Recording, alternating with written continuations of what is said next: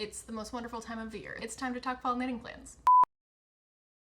Hi, hello, my name is Allie. I'm an independent graphic designer coming to you from just outside Toronto, and this is my channel where I talk about what I'm knitting, how it's going, and what it's costing me. And today we're talking fall knitting plans because it's time. I mean, the weather's not entirely on board yet. It still felt like 32 degrees Celsius today, but you know what? We're willing it into existence by knitting cozy autumnal things. That's gonna be the goal of today. So we have goals because it's fall, it's giving back to school, it's giving plans, it's giving agendas. Remember when you get a new agenda at school? Oh my god, the best feeling. Anyway, before we get into our fall knitting plans, as for a mug and tea of the day, today I'm drinking Golden Moon from Keats & Co, which is a really nice, very autumnal flavor. It's sort of cinnamony, it's sort of warm and cozy. I have an affiliate code for them if you're interested in checking it out. It just felt perfect today to like channel the autumnal vibes, even though again, it's very much weather-wise, we're still in the thick of summer, but I refuse. It is time for fall, and today I'm drinking my tea out of my mug from my friend Jessica Bromley-Bartram, who is an artist and ceramicist who makes all sorts of wonderful mugs and other little ceramic curiosities, so highly recommend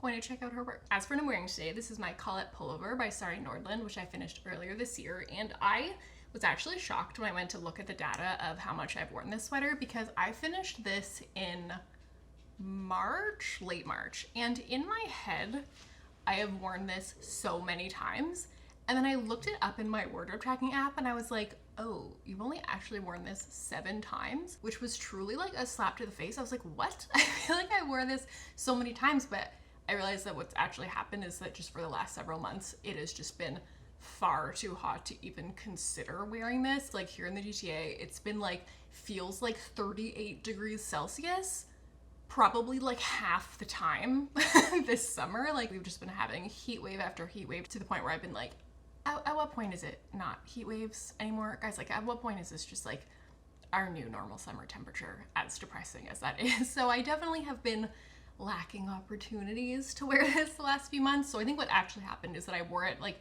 every single week for the first 7 weeks after it was finished. So I was wearing it really consistently, and it has just been like physically impossible to wear it since then, and I'm not comfortable. I wouldn't have put this on if not to film.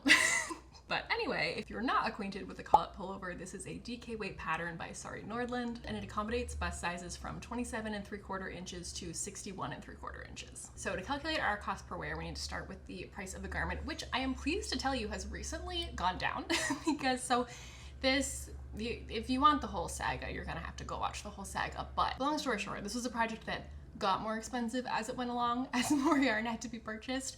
So this one ended up being a really expensive project, capped out at $363 Canadian, which I did not love and was not what I was planning when I embarked on it, and things happened. But pleased to report we've managed to recoup a whole $15 of that, which, I mean, in the scheme of the price of the sweater, not significant, but it does put us under $350, which feels good. We're now at $348 Canadian for this project, and that is because in my recent de-stash, I managed to sell off the remnants of my mohair for this, which was quite a lot. It was like 80% of a whole skein, and those skeins are expensive. So I was able to sell it at a hefty discount and take out the enormous shipping fees that we pay here in Canada, and I still made 15 bucks. So if we take our total project cost of $348, divide it between 7 wears, that gives us a current cost per wear of $49.71 Canadian, which is obviously very high. However, given like how much I enjoyed wearing this in the colder weather, I really see myself continuing to do that this year. I'm really looking forward to being able to wear it around the holidays this year especially. It's gonna be a fun like Christmas season sweater. So I feel confident that that's gonna like at some point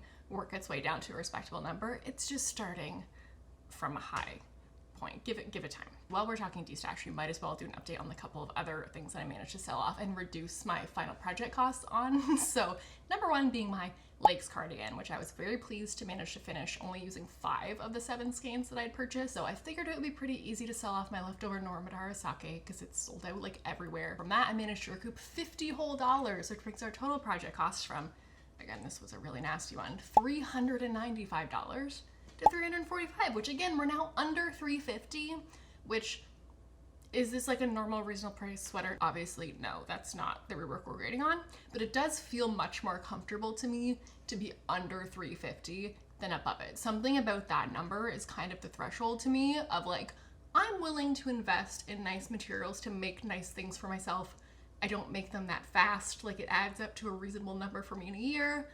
And on the other side of it is like, what are you doing? Very happy to have it now on the other side of that line, arbitrary as it might be. Oh, Copper decided to go lay in his bed. Hi, buddy.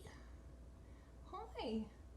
How long are you gonna stay there? The other one that I managed to reduce the project cost of actually is going all the way back to last summer when I was knitting my no frills cardigan.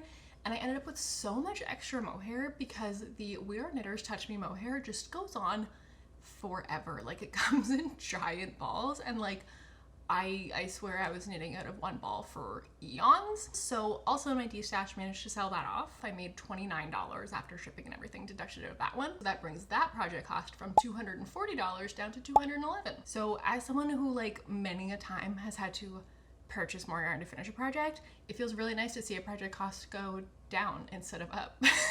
Okay, so to start a seasonal knitting plans video, I always like to go back and sort of look at what was the last season's plan and how did that go? Where are we relative to that? So let's look back at my summer knitting plans. So as usual, I did some honorable mentions. These were sort of patterns that I had been thinking about and was excited about, but didn't think that realistically they were gonna happen this season. And those were as expected. None of those actually materialized. Nothing of note here. Now, in terms of what I thought I might actually knit, one of them was the All Good tee, though this one I think at the time I knew was sort of a stretch goal. That had been one that was also in my spring knitting plans, and it still hasn't happened. I really want this shirt. I think it's really cute, but this summer has just not been a great season for me as far as knitting. So the idea of getting to like a stretch goal for my knitting plans, it just was not happening. This is one that's, I would still love to do this at some point.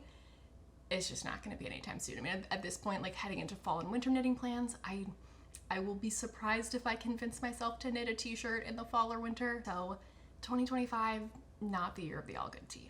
Another thing that I was planning to knit this summer was sort of a modified version of the Sailor Swift top. I knit a Sailor Swift last summer, and I was talking about using this pattern as a base to do some pretty heavy modifying because I've been wanting to use this Cascade 220 that I've had sitting in my stash for a really long time and would like to get out of there, like to do something with it. And I was thinking maybe I just do like a thicker gauge version of the Sailor Swift in this color. I think it would be really cute. I was also talking about doing modifications of doing like double knit edging instead of the I-cord that's part of it, making it a really sort of like thick edging that's very different than the original pattern. And I got a lot of comments on that video being like, what you're describing is exactly the My Favorite Things Knitwear camisole number 9. Why would you not just knit that? And to be honest with you, if it came in a more extensive size range, I would, right? This plan was my workaround to try to work with a pattern that is more size inclusive, and I felt comfortable sort of experimenting with it. I knew that I was gonna be working off gauge regardless. Like, I don't think that there is a tank top pattern in this style that is designed for this thick of a yarn. Like, I know that I'm doing kind of a weird thing here.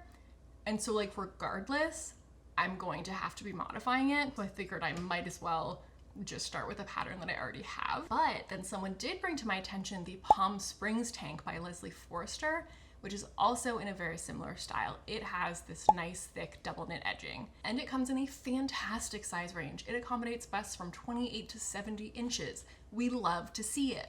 I would love to buy that pattern and support that. So that's now what I'm thinking I'm gonna do. It is a fingering weight pattern, so I'm still gonna be modifying it to like within an inch of its life, but that's my new plan for this. But that plan didn't happen this summer. At this point, it's definitely not gonna happen this summer. So the question is like, will I, again, like I probably won't convince myself to knit a t-shirt this fall winter. Will I convince myself to knit a tank top this fall winter? Unlikely, though I feel more attached to this idea than to the All Good tee, in part because I have this yarn. It's in my stash. I would like to get it out of my stash, more in my stash later. Whereas the All Good tee is something I would have to go out and buy yarn for. So I don't know, I would, in a perfect world, in a world where I get to do a lot of knitting this fall, maybe I do fit this in, especially because as a tank top at a thicker gauge, I think it would come together fairly quickly, definitely a lot faster than a lot of other knits. And I think that it would be nice to get to wear it like under my finished Lakes cardigan. I think it would be really great. I think it would be kind of fun to finish a tank top in weather that forces me to layer it, because you know when you finish a knit and you're all excited about it and you want to wear it all the time? I think that happening at a time where I had to layer it might kind of help train my brain to like remember that I can layer my warm weather knits. Sometimes I feel like my warm weather knits don't get the wear they deserve, even though they could if I just thought to layer them more. So maybe that would help, but to be honest with you, I don't, this is not an official fall knitting plan. I doubt it's gonna happen, but again, stretch goal. It's good to have goals. Editing Alley, hi. I'm actually thinking I might want to try to de-stash this yarn. Like, I do think that this is a reasonable backup plan for it, but I think realistically, like, would I be happier with a version of the Palm Springs tank that's knit the way it's actually supposed to be out of the right kind of yarn? Also, that's not superwash, because I've just learned since I got that yarn superwash isn't my favorite.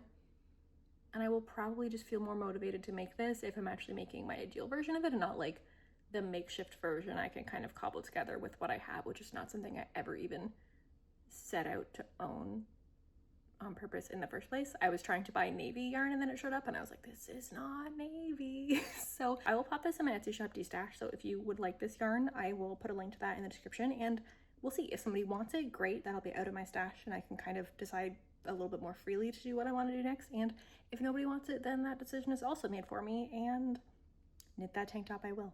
Okay, Allie from the future here, because slight change of plans. That yarn sold before this video even went up.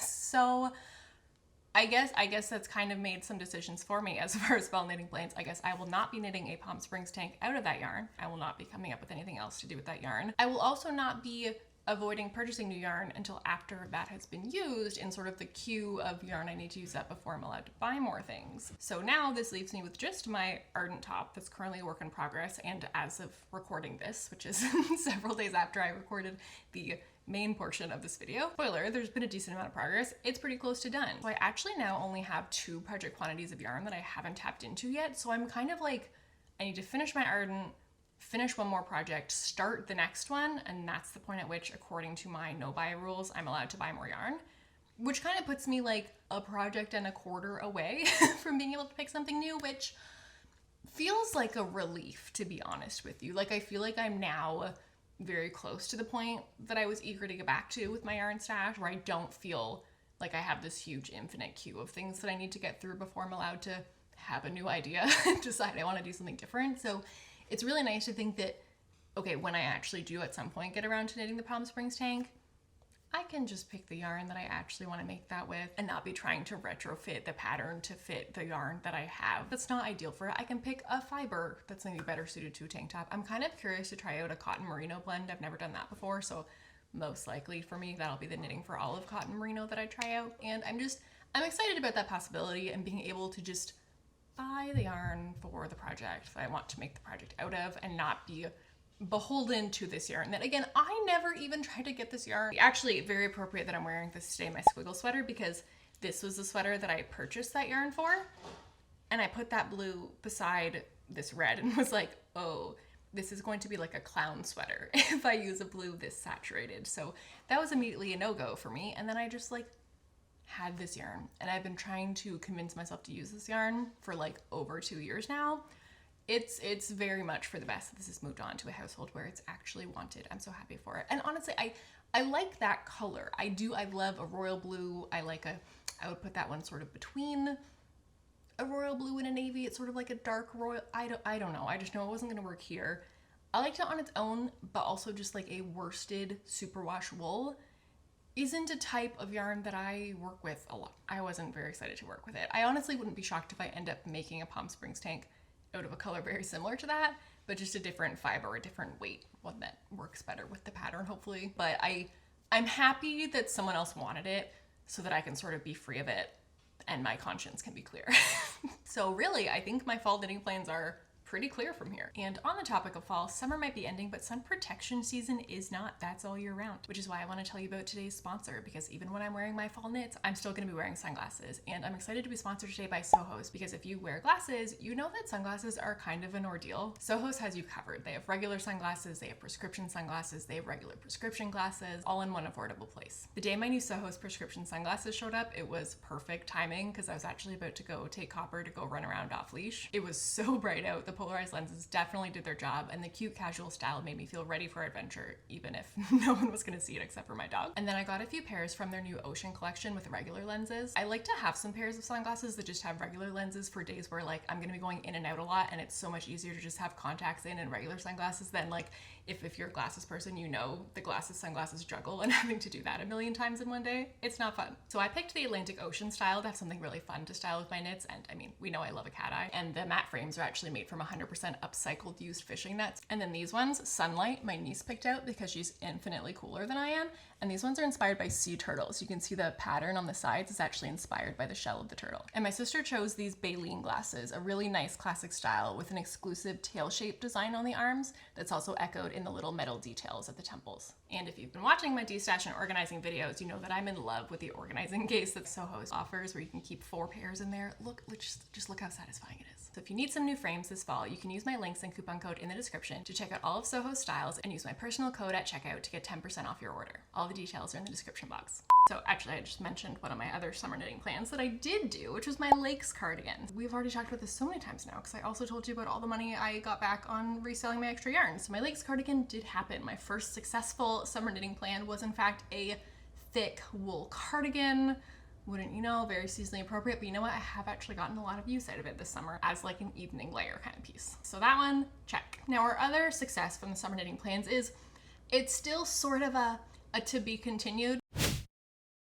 Like I said, very bad knitting season. Have not gotten to do nearly as much knitting the last few months as I usually do. So I currently have a half-ish finished Ardent top.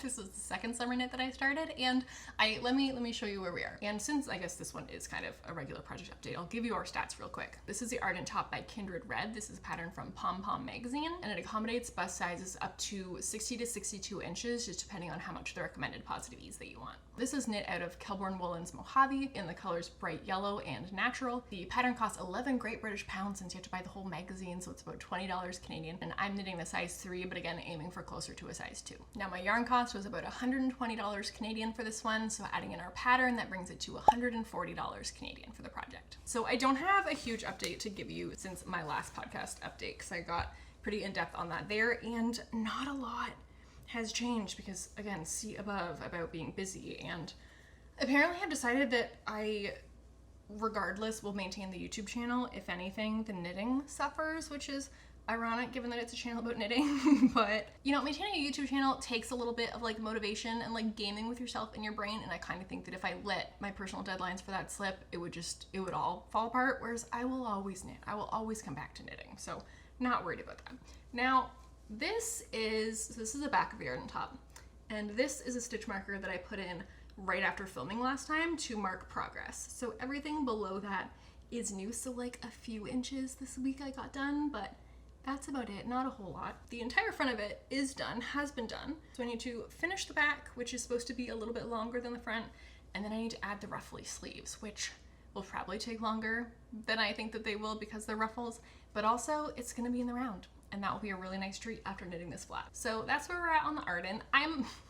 I'm very confused about how far through this project I am, because I don't think I'm even halfway through the yarn that I have, but I've been anticipating like maybe cutting it close on yardage, because when I did my gauge swatch, I found that it was weirdly open looking. I didn't like it, so I've decided to knit it at a tighter gauge than it's written to be, which means that I'm knitting a size up to ultimately try to achieve a smaller size, and as a result, more stitches per inch, more yarn, right? And so I bought my yardage based on the size that I expected to be knitting. The size I'm actually knitting is still within the same like number of skeins that I would have need to buy, but it's the last size that's in that range. Like the next size tells you that you need one more skein of each color. So I was like, okay, I might be like cutting it close with this number of skeins. So either the yardage estimate is generous and I'm gonna have a bunch of extra yarn, or this process is very deceptive and I'm not nearly as far as I think I am. Because right now, like it looks to me like I'm probably like 3/4 of the way down the body, and then I just have to do these like little tiny ruffle sleeves. Do I actually have so much knitting to do? We'll find out. We'll see how much is left when I'm done. So yeah, this one is moving along. Progress is a little bit slow right now, but that's more just because of life than the pattern itself. I'm on the part now where it's just very smooth sailing. I've done my final color change, so it's just this one little intarsia color twist in the middle of each row. Very simple, zero concerns about the process of finishing this. There simply has not been the time. So that's how we're looking coming out of summer knitting plans. So heading into fall, I have really just one sort of guiding thought for this season's plans, which is that I am on a soft yarn buying ban right now. I have a few project quantities of yarn lined up right now, and I would just like to knock those out before I buy another, because I am not someone who enjoys having a stash, and I don't like feeling like I have a queue of projects that I've already bought yarn for that now I like have to make. I don't like it. So the rule that I've imposed for myself is that I'm not going to buy another project quantity of yarn until I have tapped into my last one of now 3 remaining. So since I finished my Lakes cardigan, I've now tapped into my Kelborn woolens for the Arden top. So I now have 3 project quantities left. So that is my Cascade 220. It's also my Wensley worsted from La Bien-Aimée, which is my most recent acquisition from the La Bien-Aimée anniversary sale. This is the one that sort of tipped me over into being like, okay, this is too much. We need to pump the brakes. And also my alpaca yarn that I picked up when I was in Peru earlier this year. This is from Manos de la Comunidad. So I have these 3 project quantities that I have not touched yet, and my goal is to not buy more yarn until I have started something with the last remaining one of them. Now, the one exception to this is that I might go to a fiber festival sometime this fall, and if I do that, I'm not gonna say I'm not allowed to buy anything there, because that just sounds not fun. But so my main goal in putting together my fall knitting plans was, what do I want to make with this yarn that I already have? So as usual, we're going to start with some honorable mentions. These are things that I've been looking at. They're in my favorites. They're tempting me, but they just did not make it onto the short list. So if things kind of go awry with my plans, it's possible that I will get fed up with the project and decide I want to do something else instead. These things might make it into there. Maybe they won't. Maybe you will just like seeing them, and maybe you'll decide you want to knit them. I don't know.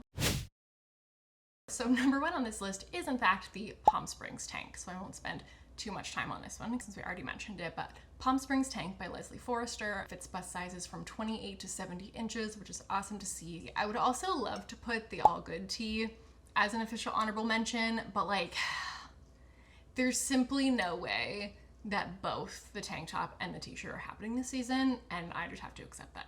Now, the next honorable mention is one that I expect might kind of haunt my seasonal knitting plans for a while. Like, it might kind of be on the long list for a long time and maybe eventually work its way up. This is the Prima Pullover Off Shoulder by Tamara Jordan. This pattern accommodates busts from 28 to 62 inches. And look at it. Like, I love that it's so different from what you think about when you think of like, I'm gonna knit a sweater.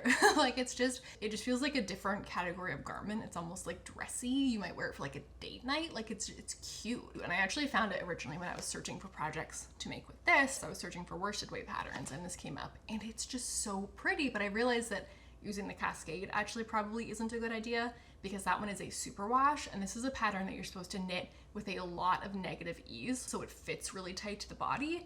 And I just feel like using superwash for something that's supposed to stay fitted, given the amount that superwash can grow, that seems like a dangerous game. This is a project for some time when I'm prepared to buy yarn specific for this project. Okay, this next honorable mention is one that frankly I don't think is ever going to make it onto my actual to knit list for reasons that we will get into, but I have just been coveting this for so long and I was really thinking about it this fall. This is the Artisan cardigan by SOJOS. I am obsessed with the asymmetry of it. I love the way that it uses the different textures on the different sides. But here's the thing, when I look at the Ravelry notes, it sounds like a terrible time. And in part just in the usual way that people tend to like talk with little hesitancy around SOJOS garn patterns, which is just that they're very sparsely written. They tend to leave a lot for you to figure out as far as like, how do I maintain the pattern while doing these decreases you're telling me to do and things like that. And that I might have powered through for this pattern, because again, like, look at it. But the thing that has me like, I don't think so, I don't think it's worth it, is that in addition to those things that you have to figure out, it seems that a lot of people have found what they believe are actually just errors in the pattern. And I don't think I want to inflict that on myself. Like, if it's already a confusing time and you're already having to struggle to figure things out for yourself, and now you don't even know if the things that you're using as your base to figure out from are correct, no thank you. If it were a clear pattern where things like weren't left to the imagination and I knew that there were some errors that I would run into, but probably be able to notice them and fix them pretty simply because everything else is clear and makes sense to me. Again, for this design, yeah, I would figure that out. The combo of the two though, I think has made this a total no-go for me. So I'm just gonna have to live vicariously through how this pattern was actually first introduced to me, which was via Sarah Lily Makes, who made it. So I had a very wonderful time watching her progress making it, seeing the finished object, So beautiful. Regret to say I don't think I'll ever own one. But if you are braver than I, this is a DK weight project, again by Sandiscarn. Also kind of unclear on the sizing. Sandiscarn information is just like sparse in general. So the finished garment measurements seem to be from 45 to 63 inches. I could not find an indication of what the recommended positive ease is to know what bust size it means that accommodates, but given that the low end is a 45, that makes me think there's intended to be quite a lot of positive ease, which also means that 63 inches at the larger size isn't actually designed to accommodate a very large bust size at all. So that's another reason why this one's sort of a, I don't think so.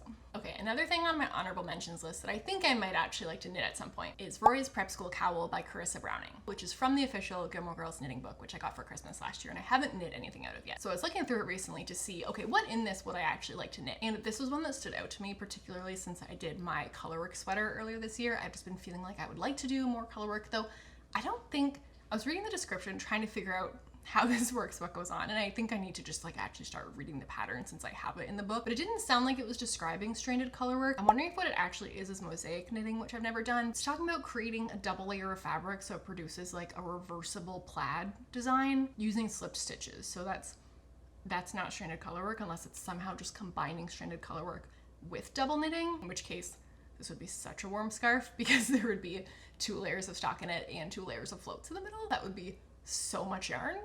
So I don't think that's what it is. I'm guessing this is mosaic knitting. I'm curious to try mosaic knitting. This is one where I don't have the yarn for this currently. I think that if I were to knit this, I was thinking about color scheme, and my first thought was like, I would love to do a version using red, but then I was like, I already have a red and black plaid scarf. Like I have a buffalo plaid scarf that I love, and so I'm like, why should you knit like the same thing? But I also don't know if I would want it in Chilton blue, though I do really like wearing royal blue. So I don't know, that one will need more thought if it's ever going to actually materialize. But so this pattern is knit up at a DK weight, and it comes in 2 different sizes. There's kind of a small like little neck cowl, and then there's a version that I would want to do that's like an infinity scarf, so you can actually like wrap it around a couple times. Other pattern in that book that I'm most interested in knitting, that's definitely one of my honorable mentions for this season, the Luke's Diner Pullover by Jessie Ostermiller, because look at it. Who among us, show me a Gilmore Girls fan who wouldn't love Luke's Diner merch, though I do think there's a little bit of irony in it because I cannot fathom the idea of Luke wanting to sell merch for his diner. I think he would roll his eyes so hard at that idea, but you know, I think he might be more okay with it if I knit it myself. Now, this is one where when I first saw this pattern, I was like, oh, this is really cute, but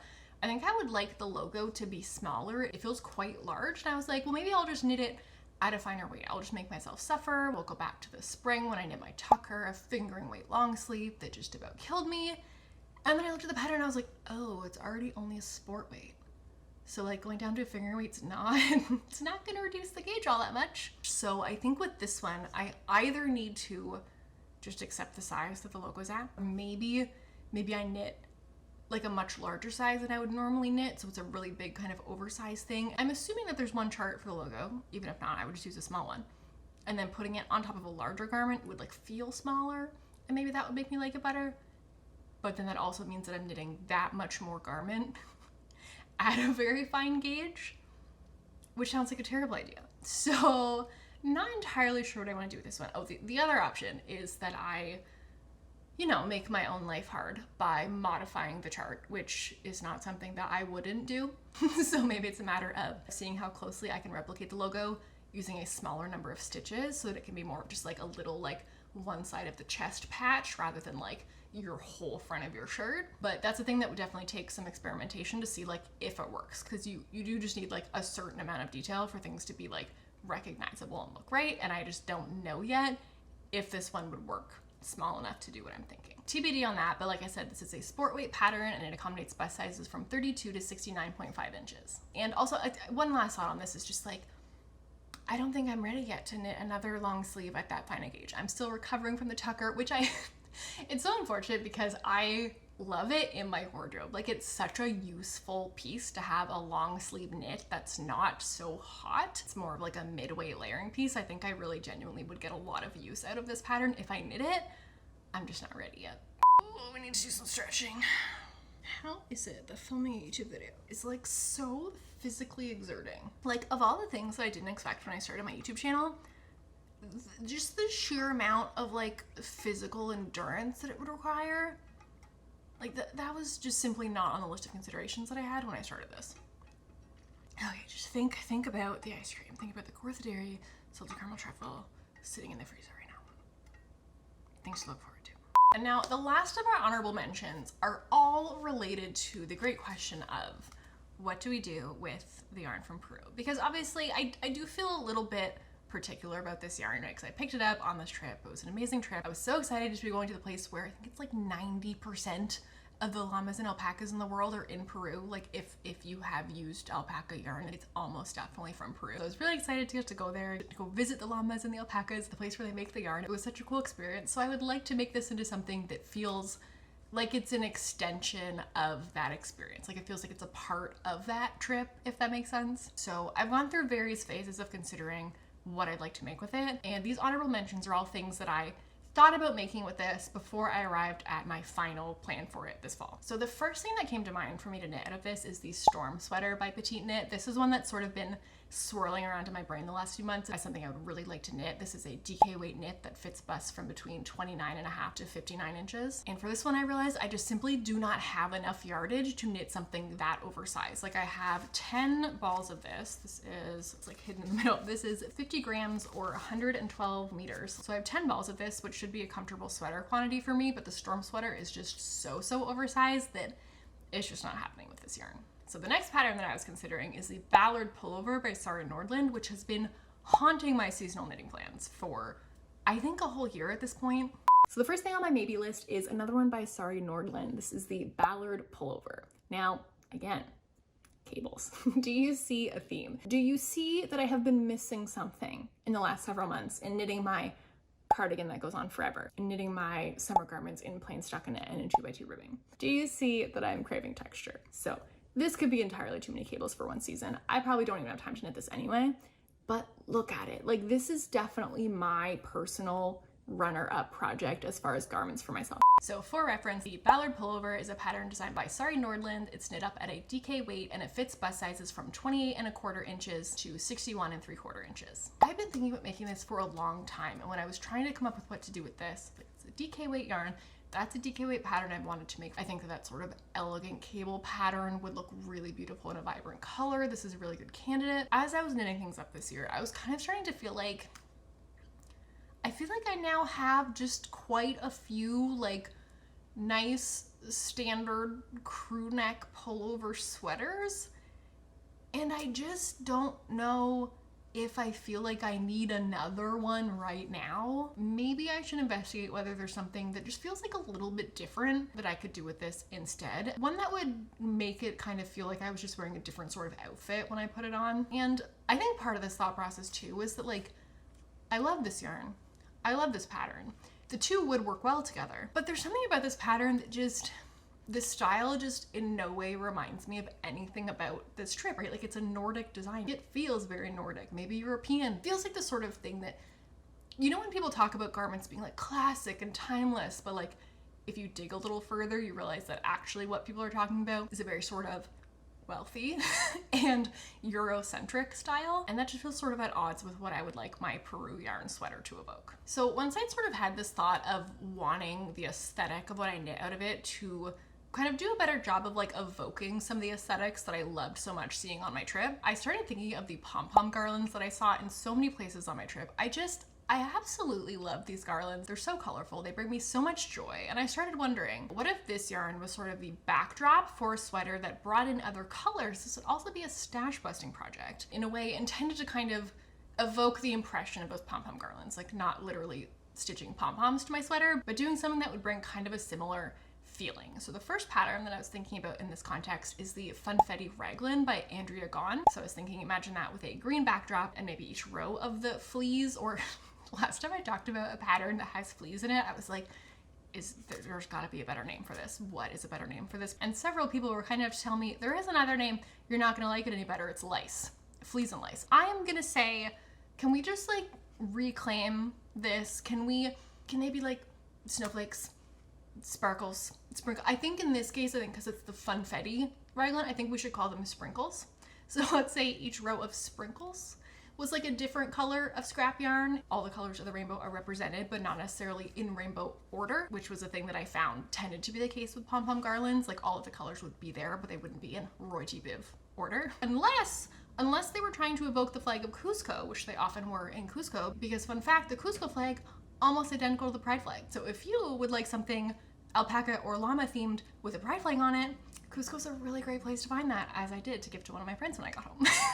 So the Funfetti raglan, like all of our candidates, it's a DK weight pattern. This one accommodates bust sizes from 30 to 66 inches. After that though, I started thinking about the festival sweater My Size from Petite Knit. So again, this is a DK weight pattern and it's designed to accommodate busts from 31.5 to 59 inches. And I was like, this one feels even more appropriate to the idea of a pom-pom garland. Like it literally kind of almost looks like a little garland of pom-poms going along. So what if this was the backdrop? And again, different colors of little baubles all along. And this one I was actually intrigued enough about that I mocked this one up. I was like, I would like to see what this looks like using this color and the colors of yarn that I have in my stash that I could pull from to put this together. And here's the thing. I love this as an object. This brings me joy to look at. I think it's so fun. I know myself well enough to know that I just would not wear this very frequently at all. I just don't think that it really fits into my personal style. So it fits the brief so well as far as feeling like something that would really remind me of my trip and feel like an extension of that trip and feel like such an appropriate thing to have come from it. But I ultimately don't want that thing to be something that sits in my closet unworn. That's kind of a sad ending to that story for me. And I think that this idea, if I had purchased a really neutral, like a natural color alpaca yarn, I think that this would actually be the way to go. I think that if I'd gotten sort of a light, warm gray, natural alpaca color, I think that the idea of replicating the little pom-pom garlands on that would just be so cute and would still feel sort of grounded enough that it would be something that I would want to wear on an everyday basis. But first of all, they actually have very limited like natural color yarn options, so I actually couldn't have bought that where it was if I tried. But I also really love this color. I think this is a color that I think looks pretty nice on me, but I actually don't have very many things in this color.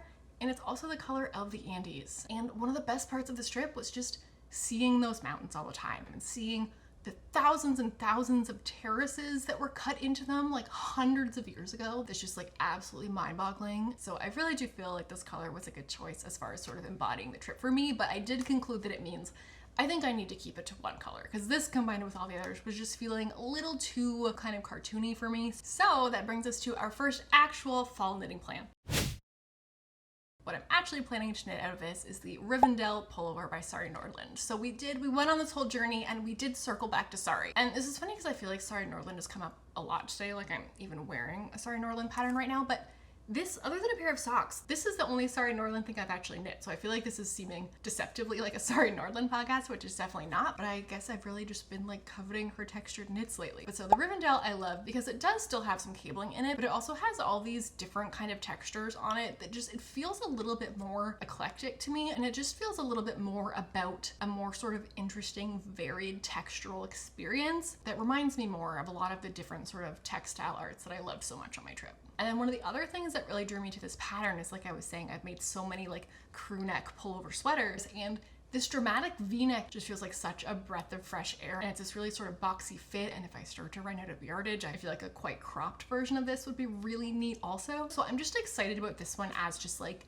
a very different kind of sweater. I feel like if I had this sweater on and then changed into that sweater instead, I think it would just feel like I had a very different outfit on now. It's just a different silhouette. And so of course this is a DK weight knit. It's designed to be knit up on 3.5mm needles. It accommodates bust sizes from 28 3/4 to 61 1/4 inches. And this is a seamless top-down construction. Though I expect there to be some sort of annoying shenanigans around the front part because of the V-neck. Like this isn't gonna be one I don't think where I get to join and just knit in the round for like quite a while. This pattern cost €8.90. So as we know, I'm going to be knitting this out of my Manos de la Comunidad yarn. This is 100% luxurious baby alpaca, which I learned on my trip to Peru that what baby alpaca actually means is that is the first shearing of the alpaca. So the alpaca is actually not really a baby anymore. They're a full year old by the time that first shearing happens, but it's called baby alpaca because that first shearing is the softest wool that alpaca will produce in its life. So it's very much like a separate category of fiber. So on my trip, this yarn cost me $234 Canadian. So adding in the pattern cost, that puts my current total project cost at $250 Canadian. And then continuing the Sari Nordland theme, again, I promise this is not just a Sari Nordland stan podcast. This is very abnormal.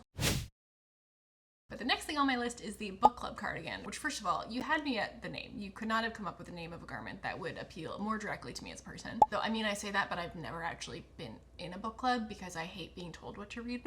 I love to read, and I did always love English class. Except that I always had like a hard time getting into the books that were assigned because something in me resented that and pushed back on that. And the few books that I read in school that I ended up really loving, most of them I still started out not liking them. And at some point in the process of reading them kind of had a moment of like, oh, wait a minute, no, this is actually a book that I like and actually would have picked on my own. In all of those cases, it kind of took something to like jar me out of it. I actually remember cases where like before one of the lectures in one of my like university lit classes, I would have been reading the book in advance, right, to prep for the lecture. And I'm reading it being like, oh my God, this is so boring. I'm like falling asleep. I'm not into it. And then in the lecture, the prof will be talking about how the author like deploys humor and irony to like make these points and citing passages. And I was sitting there like, oh, this book is funny? Like I was just so primed to not like the books that were assigned to me that I was just completely like shut off from like receiving these positive aspects of the text, things that I would have liked about them, and then like went back and started reading the book from the beginning. So I was like, I feel like I've been reading a different book. And I started over and was like, oh, this is a great book. I love this book. So this is why I don't currently or have ever belonged to any elective book clubs, because I just know that I won't want to be in it unless I get to be in a book club where for some reason I am the only person who ever gets to pick books, which I don't think anybody wants to be in that book club with me. Anyway, back to the book club cardigan. So let's run the stats on this one. So like I said, this is a pattern by Sari Nordland. On the sizing front, it's designed to accommodate busts from 29.5 to 61 inches, and this pattern costs €8.90. This is designed to be knit up with a lace and sport weight yarn held double for what Ravelry is calling a worsted weight. I am not super convinced that me knitting, holding those two yarns together would produce a worsted weight, and also in knitting this, my Colette by Sari Nordland, I learned that not just I, but many people seem to have a really hard time meeting Sari's gauge in patterns. It seems that she knits like incredibly loosely in a way that most of us do not, even people who generally tend to be looser knitters. And this pattern is intended to be knit up on 4mm needles, though again, Sari's gauge is kind of a mystery, so we'll find out when I gauge swatch what needle size we're actually talking about. So knowing that I'm kind of already probably off the rails as far as gauge on this, I'm gonna push it a little bit further.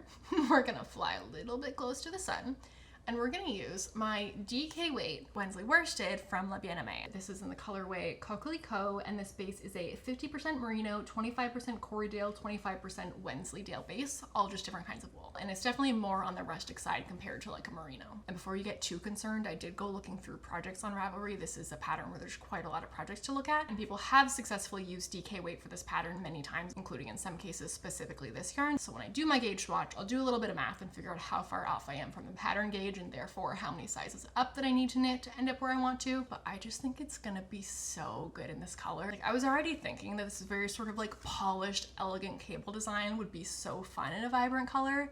And then I saw a balanced skeins version of the book club cardigan in royal blue and was like, no one could have corroborated this idea better if they tried. Like, I am obsessed with her sweater, and I'm so excited to have my version of it in this color. I think that something about this pattern, which like of course it's beautiful in neutrals the way it's shown, but something about the combo of that pattern and a vibrant poppy color is just like magic to me, and I'm so excited to have this cardigan. So because what tempted me to buy this in the first place was the La Bien-Aimée anniversary sale where they were doing 30% off, the good news is that I saved a lot of money on this yarn. The bad news is that it still cost me a lot of money because it's expensive yarn. So the yarn itself was $276.30 Canadian. And then this one, I think it came via UPS. It was like, we shipped from Paris in this case, either using the National Postal Service or either UPS or FedEx, just depending on which one is cheaper for your exact package on that exact day. And I was like, fingers crossed for National Postal Service so that I at least don't get a giant brokerage fee on this. I got a nice big brokerage fee, so adding on brokerage fees, duties, etc. That was another $44, which brings our total yarn cost to $320 Canadian. Now add in the pattern, add in the $11 for buttons that I've already purchased for this project, because I got two different ones when I was doing my Lakes cardigan and figured whichever ones I don't decide to use for that, I'll use for this. That puts us at a total project cost of $346 Canadian, so again, just scooting in under that $350 that allows me to sleep at night. So I'm so excited to have this cardigan in this color. I'm also just excited to have more cardigans, because I talked about this in starting my Lakes cardigan, but I was just kind of realizing, again, so many crew neck pullovers. Cardigans would be really useful to me. I get better use, especially in the warmer weather months, as a layer that's easier to take on and off throughout the day, but I haven't really knit a lot of cardigans in my knitting career. Like before my Lakes cardigan, I knit a couple. I did my like bubble knit quilt jacket, and then I also did the no frills cardigan last year, but I've often kind of shied away from them for a couple different reasons. One being that unless you're steeking, which terrifies me, you're doing like back and forth knitting instead of knitting in the round. But I was also avoiding ones that were buttoned because I've just seen such varied results in terms of how kind of tidy a button band can look in a cardigan, and I didn't know what made the difference between it looking nice or not looking nice. So in doing my legs cardigan, I learned so much about button bands, and now I feel really confident that I can create a really good button band, which has just really opened up the possibilities to me as far as like how willing I am to knit a cardigan, which has brought us to my book club cardigan that I'm now really excited to knit out of this, and can know that I can knit a $350 cardigan and not be like, oh, it looks like garbage because the button band ruined it at the end. This is exciting. And so I should not have a yardage issue on this one, knock on wood. When I was buying yarn for the sale, I was like, okay, I know that. Had yardage issues with my Colette. Learned in that process that a lot of people tend to have yardage issues with Sorry Northern patterns. I'd heard from someone that often the yardage estimates are more of just estimates than they are in a lot of patterns, because in a lot of our test knitters aren't actually required to finish the garment in time by the deadline. You just kind of have to get like far enough that you've like followed all the different directions basically, so you like know whether it's working for you or not. I have no idea if this is actually true. I've never done a Sorry Northern test knit. This is just what I've heard, and in looking at projects on Ravelry and people's notes, it does seem to be a common theme that in a lot of her patterns people end up using a lot more yardage than they expected. So knowing that, I did err quite generously in the amount of this yarn that I have. Some of it might later end up in a de-stash maybe, so if you're looking at this being like, ooh, I don't know, maybe it'll be yours someday at a discount, but hopefully this means that I should be fine. But also, speaking of Ravelry notes, in looking through people's projects for the book club cardigan, it seems that like basically one person made a few modifications to like line up the cable pattern more directly than it does in the pattern as it's actually written, and the person has made like quite extensive notes about how they did that. And since then, many people in Ravelry have referenced that, saying that they made those modifications. And looking at both versions, I do agree that those modifications do look really nice, so I'll probably try to follow those. I will link that in the description if you're curious to that Ravelry project page. So truthfully, I suspect that my two very Christmas colored, very busy textured cable-y patterns, like that's probably gonna consume the fall for me. I think that will keep me plenty busy. But the one other plan that's sort of percolating and that might end up happening as like a palette cleanser in between these, if I finish one and I'm like, I can't do another all over texture piece right now, I just need a break, I might knit a hat, which I've never knit before, and I need some suggestions here. So I have sort of a specific idea in my head of what it is that I want to make, but I'm going to be a little bit vague about it right now because this is intended to be a gift, and I have absolutely no trust that the person who it is a gift for would listen. If they were to be watching this video and I were to say, hey, dearest loved one of mine, you need to stop watching right now. Zero faith that they would listen whatsoever. So I'm gonna be cryptic about it, but here's the sort of criteria of a pattern that I'm looking for. And it doesn't need to be at any specific gauge, though maybe in the like DK weight range would be nice because it would allow me to use a little bit of scrap yarn in it, but I am flexible about this because the important criteria is that it needs to be fully reversible. Like I would like it to be stockinette on both sides, so it's going to be like a double layered fabric, and specifically stockinette on each side because I would like to create a little color work chart for a little motif that will be on one side of that. So my whole premise with it being reversible is that one side will be plain and one side will have the design, so you can wear it whichever way you want, depending on whether you want the design showing that day or not. And I also think that just plain stockinette would be a nice break between these two very textured patterns if I feel like I need it. So if you have a hat pattern in mind that you think would be a really good fit for this, please let me know. I've never knit a hat before.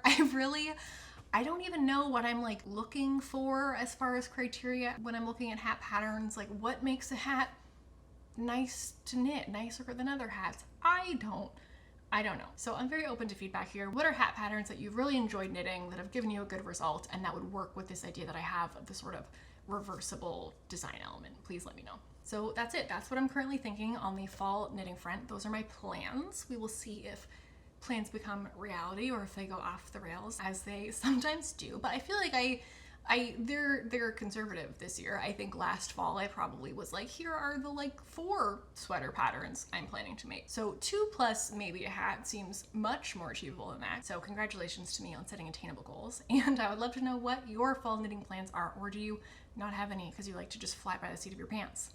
Deeply unrelatable to me, but so happy it works for you. Now that's all I've got for you today. Okay, Allie from the future back, because when I was recording this, I was like, there's no way we're gonna have time for an Off the Needles today. It's just gonna have to wait until next time. And I've now cut all that footage and I'm like, oh, I actually totally can fit an Off the Needles, so hi. So first of all, for our small business shout out, this is such like a silly little thing, but I was thinking about this because of the off leash walk with Copper that you saw not very long ago. And I just have a real pet peeve of carrying a dog poop bag for an entire walk. Like I'm out in nature with my favorite creature. It's very lovely, except that I'm like actively holding a bag of poop and I really hate it. And this little Dewey is just such an upgrade. This is from an Etsy shop in Quebec. I'll link it in the description. It's just a little tiny 3D printed thing that you clip onto your dog's leash and you stick the knot of the poop bag in here and slide it down and it stays there. And you can fit several of them in there. Ask me how I know. It's not like I have a dog who likes to poop like 20 separate times on a walk. So many separate times that even if I try to like reopen the poop bag and use it again, things just like spiral quickly, okay? So this little thing it's such a tiny, silly life upgrade, but it truly like removes such a point of friction for me in this otherwise nice experience that lets me actually enjoy it, and actually does such a good job that sometimes I walk into my house and realize there's still poop bags attached to it because I forgot they were there. Then I have to like go back outside into the garage and throw them out. But just so if you like me have this problem where this just like irritates you and you're just walking in places where there just don't happen to be garbage cans that you can toss it in, it's so inexpensive and it's such a nice little life upgrade. And then for our book update, I actually have a book to tell you about that I'm really excited about. It's been a while, I feel like, since I read a book that I was really excited about and really felt like I had much to talk about on the channel on that front. So Atmosphere by Taylor Jenkins Reid. Taylor Jenkins Reid strikes again. I have read 1, 2, 3, 4, 5.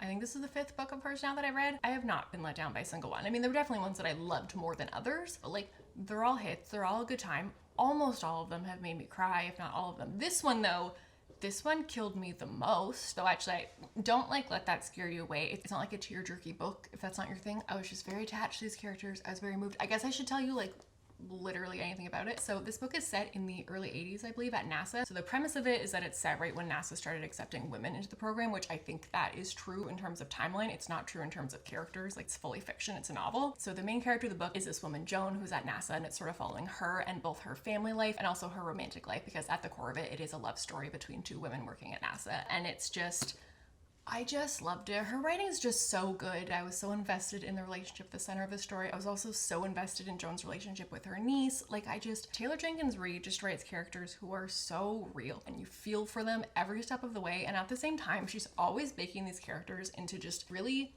interesting circumstances. Like, she does such a good job of coming up with books that are like hooky in premise while ultimately being very character driven and character focused, but she's really good at just coming up with the like what is the like short snappy way to explain this book to make someone be interested. So yeah, two women working at NASA fall in love.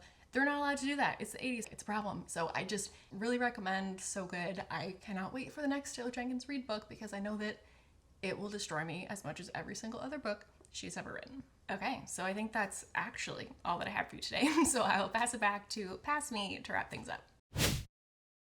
Now that's all I've got for you today, so thank you so much for coming in it with me. If you'd like to be here next time, I hope you'll consider subscribing if you haven't already, but if you already have, you're my favorite, and I'll see you next time.